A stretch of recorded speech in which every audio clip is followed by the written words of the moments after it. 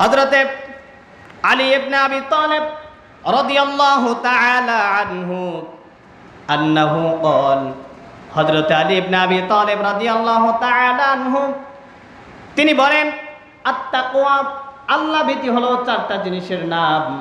Number 1, 1 number হলো আল খাউফু মিনাল জালিল, আল্লাহকে ভয় করা। কি করা? আল্লাহকে ভয় করা।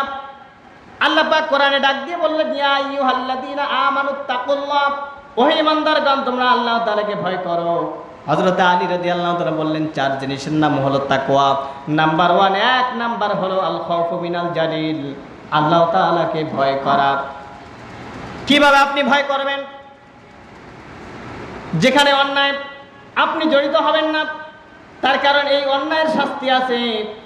আল্লাহ আপনাকে দেখতেছেন, ভয় থাকতে হবে। এই অন্তরের মধ্যে যখন ভয় থাকবে তখন আপনি নিজেও গুনার সাথে জড়িত হবেন না। আজকে মানুষের মধ্য থেকে আল্লাহ ভীতি উঠে গেছে, কিন্তু আল্লাহ পাকের যত সৃষ্টি আছে সবাই আল্লাহ তাআলাকে বেশি বেশি ভয় করে, কিন্তু শুধুমাত্র ইনসান যারা এরাই আল্লাহকে ভুলে যায়। আল্লাহ ভীতি উঠে গেছে, আল্লাহর ভয় তাদের মনের মধ্যে নাই। দেখেন সাধারণত যে জড় পদার্থ একটা পাথর, এই পাথরও দেখেন আল্লাহকে কিভাবে ভয় করে। কোরআনের মধ্যে এসেছে পাথরের ভয় তিন অবস্থা তাদের। পাথরের এই জড় পদার্থের অবস্থা কয়টা? তিনটা। এক, আল্লাহ রাব্বুল আলামিন কোরআনের মধ্যে জানিয়ে দিয়েছেন, ওয়া ইন্না মিনাল হিজারাতি লামা ইয়াতাফাজ্জারু মিনহুল আনহার, এই যে নদী, যে ঝর্ণা যে প্রবাহিত হয়, কোথা থেকে আসে? পাহাড় থেকে। পাহাড়ের যে পাথর আছে এই পাথরের মধ্য থেকে পানি প্রবাহিত হয়, ঝর্ণা প্রবাহিত হয়, সেখান থেকে কি হয়ে যায়? নদী প্রবাহিত হয়ে যায়। এটা গেল 1 নাম্বার পাথরের অবস্থা। 2 নাম্বার আরেকটা অবস্থা হলো পাথরের মধ্য থেকে কান্না বের হয়, পানি ফোটায় ফোটায় পানি বের হতে থাকে। এটা ব্যাপারে আল্লাহ পাক বলছেন, ওয়া ইন্না মিনহা লামা ইয়াশাক্কাকু ফায়াখরুজু মিনহুল মা, আল্লাহ বললেন পাথর থেকে পানি প্রবাহিত হয়। কি কারণে? একটা সাধারণ পাথর, এটার মধ্যে আবার পানি কিভাবে আসলো? তার কারণ মুফাসসিরিনে কেরামগণ বলছেন পাথর ক্রন্দন করে, কান্নাকাটি করে। কিভাবে?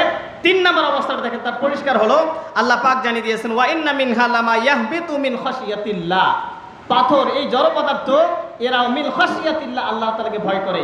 এর কারণেই পাথরের মধ্য থেকে ঝর্ণা, নদী প্রবাহিত হয়ে যায়। এর মাধ্যমে পাথর থেকে পানি প্রবাহিত হয়। এর মাধ্যমে পাথর মিন খাশিয়াতিল্লাহ, আল্লাহর ভয়ের কারণে পাহাড় থেকে পড়ে গড়তে গড়তে গড়তে গড়তে একবারে নিচের মধ্যে এসে যায়। পাথর হাঁটে কিসের কারণে? আল্লাহর ভয়ের কারণে গড়তে গড়তে নিচে পড়ে যায়। কেমন করে? যার বাস্তব প্রমাণ হলো হযরতে মূসা কালিমুল্লাহ একদিন তুর পর্বতে আল্লাহর সাথে কথা বলার জন্য যাচ্ছেন। যাওয়ার পথে রাস্তার মধ্যে দেখলেন একজন মানুষ যেরকম ডুকরে ডুকরে কান্নাকাটি করে, এইরকম কান্নার আওয়াজ আসতেছে। মূসা আলাইহিস সালাম দেখলেন, কি রে, আশেপাশে কোনো লোক নাই, কে কান্নাকাটি করতেছে? তখন কিছু দূর যাওয়ার পরে দেখলেন একটা পাথরের মধ্য থেকে এই কান্নার আওয়াজ আসতেছে। কিসের মধ্য থেকে? মিন খাশিয়াতিল্লাহ। আল্লাহ বলছেন, নিজেই বলছেন মিন খাশিয়াতিল্লাহ, পাথর আল্লাহর উপর কি করে? আল্লাহকে ভয় করে। এমনভাবে কান্নাকাটি করতেছে, মূসা আলাইহিস সালাম আল্লাহর সাথে তুর পর্বতে কথা বলতে যাচ্ছেন, এটার মধ্যে বাধা সৃষ্টি হয়ে গেল। মূসা আলাইহিস সালাম ওই তুর পর্বতে না গিয়ে আগে পাথরের কাছে গেলেন। যাওয়ার পরে পাথরকে জিজ্ঞেস করলেন যে তুমি কান্নাকাটি করতেছো কেন? তোমার কান্নার কারণে আমার তুর পর্বতে যাওয়া দেরি হয়ে যাচ্ছে, বিঘ্নতা সৃষ্টি হয়ে গেল, কি কারণে কান্নাকাটি করতেছো?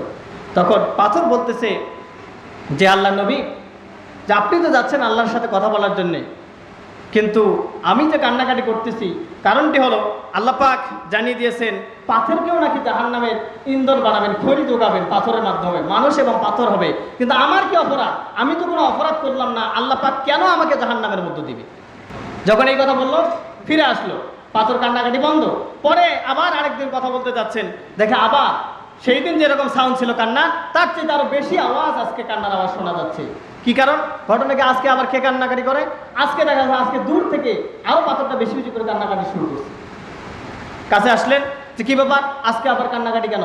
আগামীকাল, গতকাল তো তোমার সাথে কথা হলো আল্লাহর ব্যাপারে, আল্লাহর সাথে কথা হলো তোমাকে আল্লাহ পাক জাহান্নামে দিবে না, আজকে আবার কি জন্য কান্নাকাটি? তখন পাথর বলতেছে যে আল্লাহ নবী, আমি যে কান্নার কারণে আল্লাহ পাক আমাকে জাহান্নাম থেকে বাঁচিয়ে দিলেন, রেহাই করলেন, আমাকে জাহান্নামে আর দিবে না, আমি কি সেই জাহান্নাম থেকে মুক্তি পাওয়ার পর আমি কি কান্না বন্ধ করব? আমার পক্ষে এটা সম্ভব নয়। তাহলে চিন্তা করেন, পাথর শুকরিয়া আদায় করার জন্য সারা জীবন কান্নাকারি করতেছে, তারা আল্লাহকে ভয় করে। আর মানুষ, যে মানুষ সবসময় আল্লাহ তাআলার নিয়ামত ভক্ষণ করে, সেই মানুষ রবকে ভুলে গেছে, তার স্রষ্টাকে ভুলে গেছে। তার পাথর যেরকম করে ভয় করে, ওই রকম যদি ইনসান ভয় করতো, আমার মনে হয় ইনসানের দ্বারা গুনাহ করা সম্ভব হতো না। তাহলে হযরত আলী রাদিয়াল্লাহু তাআলা এই কথাটা, যে আল্লাহ তাআলাকে ভয় করা, এর নাম হলো তাকওয়া। আপনি যদি আল্লাহ ভীতি না থাকে, আল্লাহকে যদি ভয় না করেন, তাহলে তো আপনি মুত্তাকি হতে পারবেন না। সম্মানিত উপস্থিতি, হযরত আলী রাদিয়াল্লাহু তাআলা বললেন, 4 জিনিসের নাম হলো তাকওয়া। নাম্বার 1, 1 নাম্বার হলো আল খাউফু মিনাল জালিল, আল্লাহকে ভয় করা, এটার নাম হলো তাকওয়া।